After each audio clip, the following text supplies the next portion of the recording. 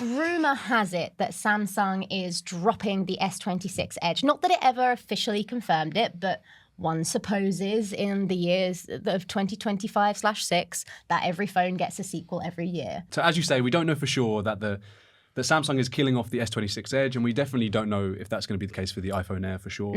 But yes, there have been reports that the sales for both models are below expectations, and therefore we might not see sequels next year. Even if that is true, I don't think we should be calling these phones flops or bad products just yet. I mean, like, in fact, we just called the iPhone Air our phone of the year on Tech Radar, and I know people are going to have a problem with that, but we went with the idea that it was a talked about product that's going to influence, design, at least in Apple terms, for a while. We go to a lot of events. It's the phone people are talking about, the phone people are using. Even if loads of people don't buy it, whatever. Phone of the year for us was like a sort of talked about product. So both the Air and the Edge are exciting, well-made devices.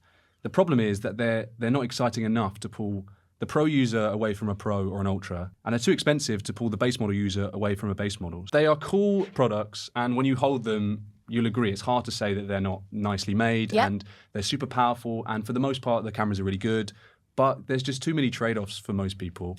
And yeah, they're just so expensive, so I'm not surprised. And I've got good news for anyone that does like thin phones. We've already got them. We've got the folds. We've got the fold. We've got the Z Fold 6, and we have the iPhone Fold. That's why they exist. We've put all this time into making really thin phones to make foldables work. Recoup our R&D. We might as well also make just a thin phone and see if it sticks. The other thing I did want to say that was really funny that I just wanted to throw in, there were stories about how like people had thought that maybe Samsung had released the Edge to try and trip up Apple into also releasing the Air, as if it was like this like multi-brain play where it was like, we're going to release a rubbish phone, so our rival also releases a rubbish phone that doesn't sell. There's like a year and a half lead time on these phones. The 4D chess that goes on in the comments of any Samsung or Apple content is just wild. I would love to live in that world.